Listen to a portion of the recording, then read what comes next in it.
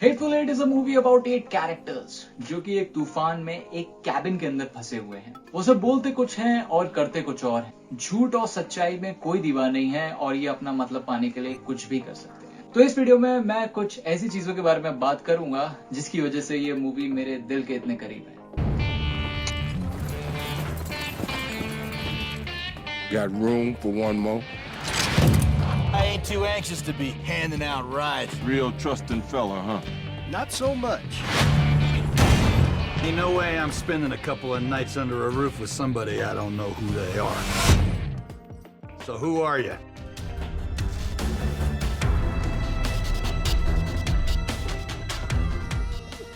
ये कहानी American civil war के बाद की है। बेसिकली पहले अमेरिका में ब्लैक्स को खरीदा या बेचा जा सकता था, लेकिन जब अब्राहम लिंकन प्रेसिडेंट की कुर्सी उन्होंने संभाली तो उन्होंने स्लेवरी बैनिश करने का एक बिल पास करा। कुछ नॉर्थ स्टेट्स ने इसको अपना लिया, लेकिन कुछ साउथ स्टेट्स ऐसी थी जिन्होंने इसको रिजेक्ट कर दिया और उन्होंने कैपिटल से हटके अपनी एक अलग कॉन्फेडरेसी बना ली और इसी की वजह से हुआ civil war. The north that is the union versus the south that is the confederacy। North चाहती थी कि सारे स्टेट्स में ब्लैक्स को फ्री कर दिया जाए और स्लेवरी अबॉलिश कर दी जाए, और साउथ चाहती थी कि स्लेव्स को वो जैसे ट्रीट कर रहे हैं वैसे ही ट्रीट करें और अपने खेतों वगैरह में काम कराते रहे। कई सालों तक ये सिविल वॉर चला और इन दी एंड नॉर्थ यूनियन ऑब्वियसली जीत गया और 4 मिलियन यानी कि 40 लाख ब्लैक्स को फ्री कर दिया गया और उन्हें ह्यूमन राइट्स और सिविल राइट्स दिए गए जिससे कि वो as a free human America में जी सके। तो जो ये मूवी है हेटफुल एट, इसके अंदर इसको जानना बहुत जरूरी है क्योंकि जो टेंशन कैरेक्टर्स के बीच में होती है वो इस सिविल वॉर के आफ्टर इफेक्ट्स या कॉन्सिक्वेंसेस हैं।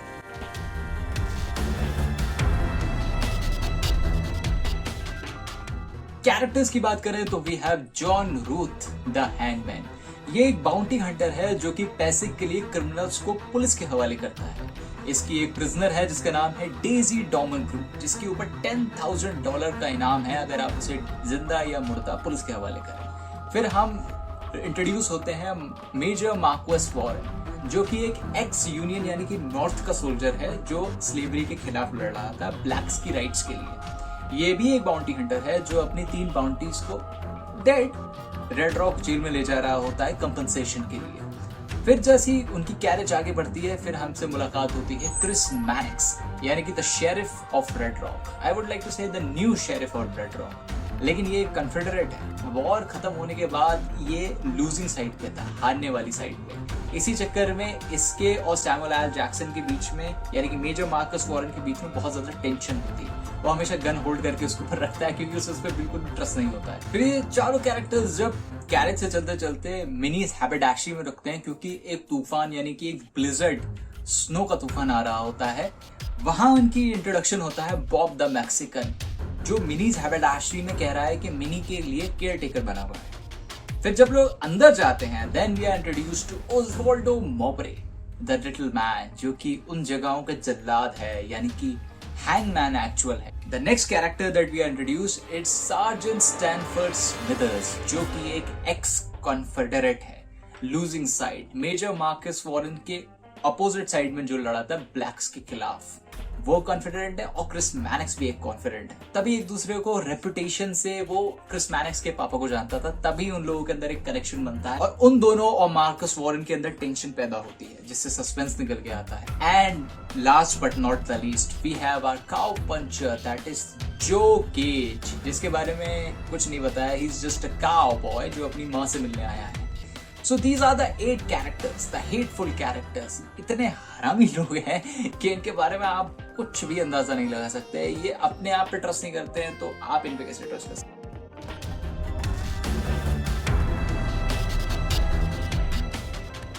Let me talk about Quentin Tarantino. Quentin Tarantino is a fucking amazing director. He's a very unique and different kind of director. ये उसकी 8th फिल्म है। Suspense is generated through dialogue and through backstories, through the western genre। उसका मानना था कि 1970s में जो पहले वेस्टर्न वगैरह शोज आते थे उनके 8 कैरेक्टर्स, ऐसे कैरेक्टर्स जिनके बारे में आपको कुछ नहीं पता, एक जगह पे अगर आप बंद कर दो तो देखते हैं क्या जादू होता है। और वही फिल्म के अंदर निकल के आया थी। ये मूवी शूट हुई है 65 mm। नॉर्मल मूवीज जो होती हैं वो 35 मिलीमीटर फिल्म रील पे शूट होती हैं और उनका एस्पेक्ट रेशियो 16:10 होता है, जो कि आप थिएटर्स वगैरह में देखते हैं।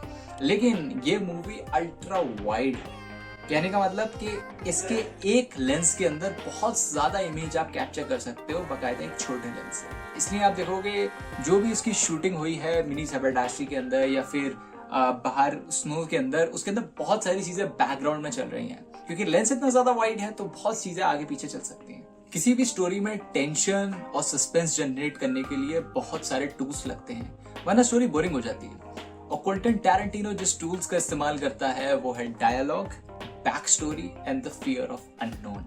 आप नोटिस करना जैसे जैसे मूवी आगे बढ़ती चली जाती है वैसे वैसे हमें धीरे धीरे इंफॉर्मेशन रिवील करती हुई चली जाती है। हमें पहले थोड़ा पता होता है कि ये कैरेक्टर ऐसा है या ये वैसा है, लेकिन जैसे जैसे टेंशन बढ़ती चली जाती है हमें इंफॉर्मेशन के जरिए टेंशन बढ़ाई जाती है, डायलॉग्स के जरिए टेंशन बढ़ाई जाती है, पॉलिटिकल टेंशन बढ़ाई जाती है। तो ये सब अलग अलग तरीके होते हैं किसी भी स्टोरी को एक स्टेबल फॉर्म में लाने के लिए। और जो पॉइजन, जिसने देखी है मूवी उसे पता है कि पॉइजन वाला जो सीन है उसने किससे टेंशन और मिस्ट्री जनरेट करी कि किसने पॉइजन दिया होगा। तो ये सब चीजें इंफॉर्मेशन आप देखोगे पूरी मूवी के अंदर थोड़ी इंफॉर्मेशन रिवील होती है, टेंशन जाता है, फिर रिलीज होता है, फिर थोड़ी इंफॉर्मेशन रिलीज होती है, टेंशन बढ़ती है मूवी के अंदर, फिर रिलीज हो जाती है।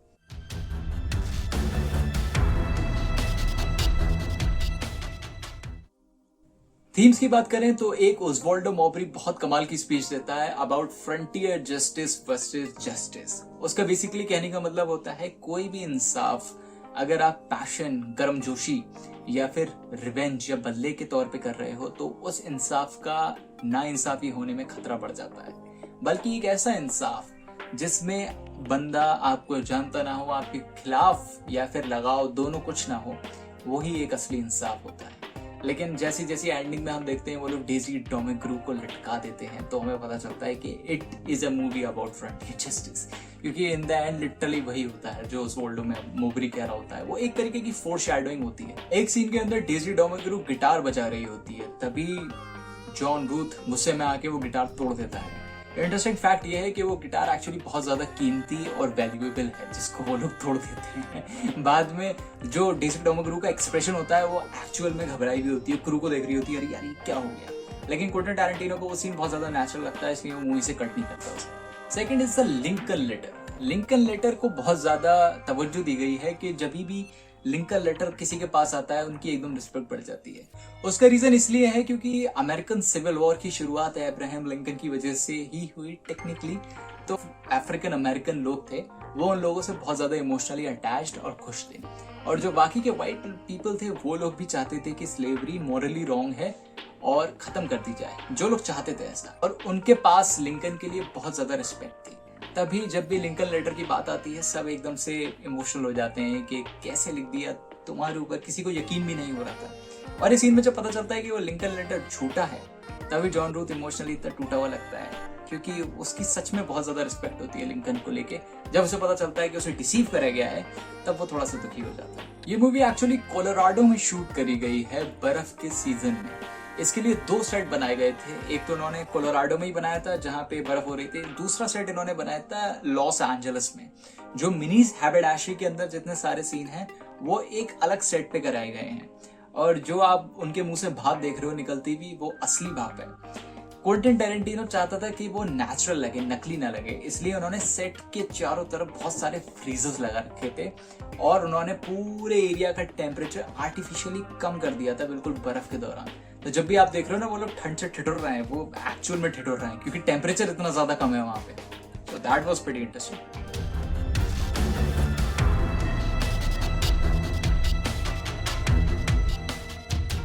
At the end of the day, The Hateful Eight is a movie about many things. It is a movie about the political history of America. ये मूवी है जो ब्लैक्स के ऊपर डिस्क्रिमिनेशन करते थे पहले लोग, उसके बारे में। ये मूवी है 8 ऐसे कैरेक्टर्स के बारे में जो कि बहुत ज़्यादा इंटरेस्टिंग है।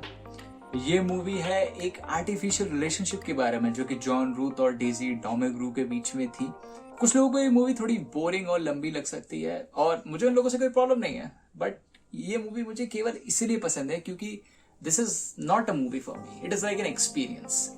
ये एक ऐसी मूवी है कि मैं कभी भी कैसे भी देख सकता हूँ, आप किसी भी टाइम पे लगा दो, I will watch it whole 3 hours of the movie. तो बस यही कहना था मुझे। अगर आप लोग चाहते हो कि मैं क्विंटन टैरेंटिनो की और मूवीज के ऊपर रिव्यू बनाऊं तो please comment down below, and as always if you like the video then please like and subscribe, and I'll meet you in the next one.